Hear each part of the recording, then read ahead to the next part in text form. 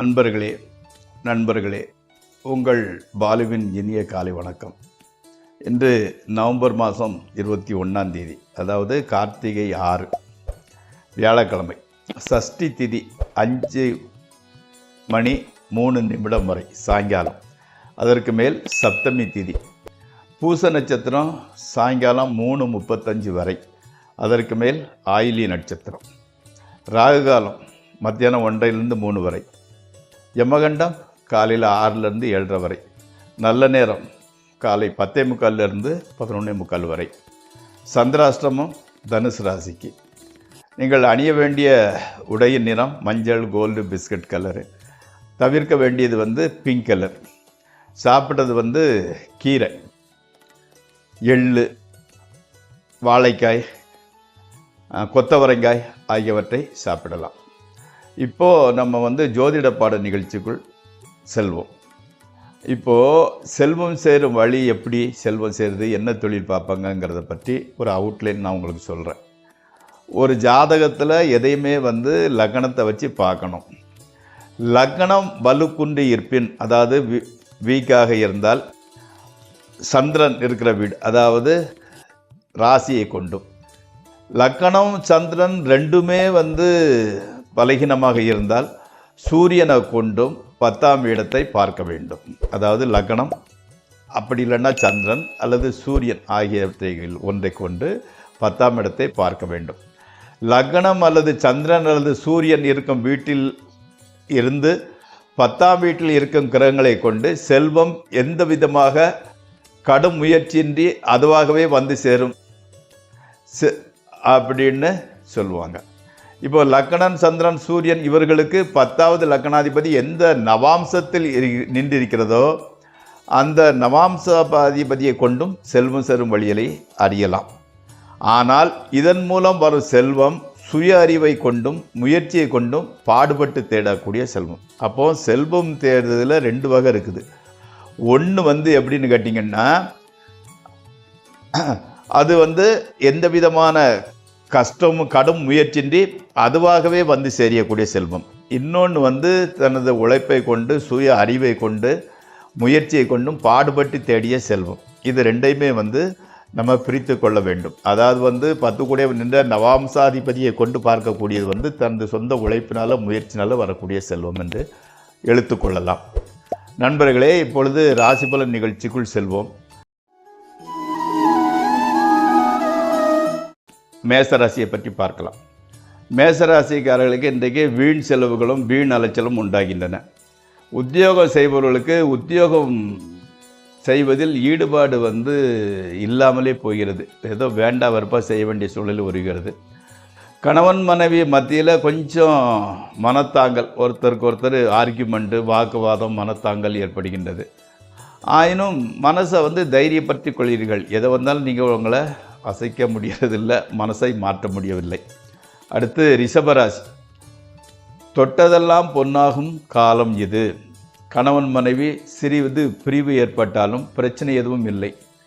தொழிலில் முன்னேற்றம், பெரிய அளவில் பணவரவு ஏற்படுகின்றது. ஸ்பெக்குலேஷன், ட்ரேடிங் ஆகியவற்றில் கூட லாபமே வருகின்றது. மக்களால் மகிழ்ச்சியும் மேலதிகாரிகள் உதவியும் கிடைக்கின்றது.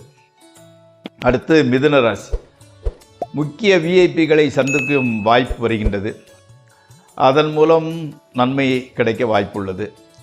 நண்பர்கள், உறவினர்கள் உதவியாகவே இருக்கின்றார்கள். ஆடம்பர செலவு செய்கிறீர்கள். அதே சமயத்தில் ஏதாவது சுபகாரிய நிகழ்ச்சி ஒன்றை தலைமை தாங்கி நடத்தி வைக்கிறீர்கள். கணவன் மனைவி உறவு நன்றாகவே இருக்கின்றது. அடுத்து கடகராசி. தொட்ட காரியங்கள் அனைத்தும் நிதானமாக ஆனால் வெற்றியுடன் முடிவடைகிறது. பிரயாணங்களினால் ஆதாயமும் அனுகூலமும் உண்டாகின்றது. கணவன் மனைவி உறவு சந்தோஷமாகவே இருக்கிறது. திருமணம் ஆகாதவர்களுக்கு திருமணம் முடிவாகிறது. கடன் தொல்லைகள் குறைகின்றன. அடுத்து சிம்மராசி. அதாவது கேஸ்ட்ரிக் ப்ராப்ளம் அல்லது ஃபுட் பாய்சன் உண்டாகுவதற்கு வாய்ப்பு இருக்கிறது. உணவு விஷயத்தில் கொஞ்சம் கவனம் தேவை. மனைவியிடம் விட்டு கொடுத்து போகாவிட்டால் மனத்தாங்கல் ஏற்படக்கூடும். வேறு ஜாதி வேறு மத நண்பர்களுடன் பகை ஏற்படுகிறது. அடுத்து கன்னி, அரசாங்க அலுவலம் நிகழ்கிறது. பெரியோர்களின் சந்திப்பு உண்டாகி அதன் மூலமாக ஆதாயமும் கிடைக்கிறது. மனைவி மக்கள் பற்றிய கவலை வாட்டுகிறது. மனத்தை தெய்வ பக்தியில் ஈடுபடுத்தி கொள்ளுங்கள். எச்சரிக்கையுடன் நிதானமும் நடந்து கொள்ளுங்கள். எல்லாம் நல்லதாகவே நடக்கும். அடுத்து துளாராசி, குடும்பத்தில் மகிழ்ச்சி நிலவுகின்றது.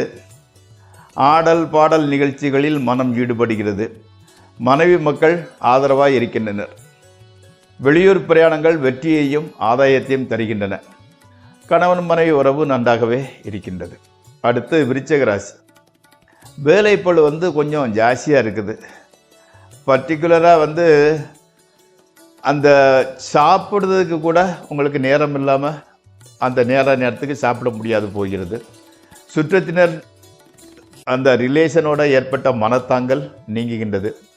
ஸ்பெக்குலேஷன் ட்ரேடிங் ஆகியவற்றில் நல்ல லாபம் கிடைக்கிறது. ஆனால் வீணான கவலைகளும் வீண் அலைச்சலும் கூட உண்டாகின்றன. அடுத்து தனுசு ராசி, மனைவி வழியிலுள்ளோர் மூலம் செலவு ஏற்படுகின்றது. எதிர்பாராத வகையில் பணம் வந்து கொண்டு இருந்தாலும் கையில் தங்கும் மார்க்கம் தெரியவில்லை. கையில் தங்குவதே இல்லை. ஸ்தல யாத்திரை செய்ய வாய்ப்பு வருகிறது. கணவன் மனைவி உறவு நல்ல விதமாகவே இருக்கின்றது. அடுத்து மகர ராசி, சகோதரர்களால் பிரச்சனை உண்டாகிறது. தொழில் நன்றாக நடப்பது போல் தோன்றினாலும் லாபம் பெரிய அளவில் வந்து சேரவில்லை. மனைவியின் உடல் ஆரோக்கியம் பாதிக்கப்பட வாய்ப்புள்ளது. பணத்தட்டுப்பாடு கொஞ்சம் ஜாஸ்தியாகிட்டு தான் இருக்குது. பட் தேவையான பணம் ஏதாவது ஒரு ரூபத்தில் வந்து சேர்ந்து விடுகிறது. அடுத்து கும்பராசி, பொருள் வரத்து உண்டாகிறது. வீட்டிலையும் சரி வெளியும் சரி கௌரவம் புகழ் அந்தஸ்து கிடைக்கிறது. தான தர்மம் செய்வதில் மனம் மகிழ்ச்சி அடைகிறது. குடும்பத்தில் எல்லோரும் மகிழ்ச்சியாகவே இருக்கின்றனர். புண்ணிய தீர்த்தங்களில் நீராடுதல் தெய்வ பக்தியில் மனதை செலுத்துதல் ஆகியவை நன்மையை தருகின்றன. அடுத்து மீனராசி, செய்த முயற்சிகள் பெருமளவில் பலனளிக்கவில்லை. உறவினர்களிடம் கெட்ட பெயர் ஏற்படுகிறது. வெளியூர் பிரயாணங்களினால் பலன் ஏதும் விளையவில்லை. மனைவியின் அருகாமை ஆறுதல் அளிக்கிறது. குடும்பத்தில் ஒருவருக்கு உடல்நலை பாதிப்பு உண்டாகிறது. ஸ்பெக்குலேஷன் ட்ரேடிங்கில் நஷ்டமே வரும். விலகி இருங்கள். நண்பர்களே, இந்த ராசி பலன் நிகழ்ச்சி இத்துடன் முடிவடைகிறது. நாளை மீண்டும் சந்திப்போம்.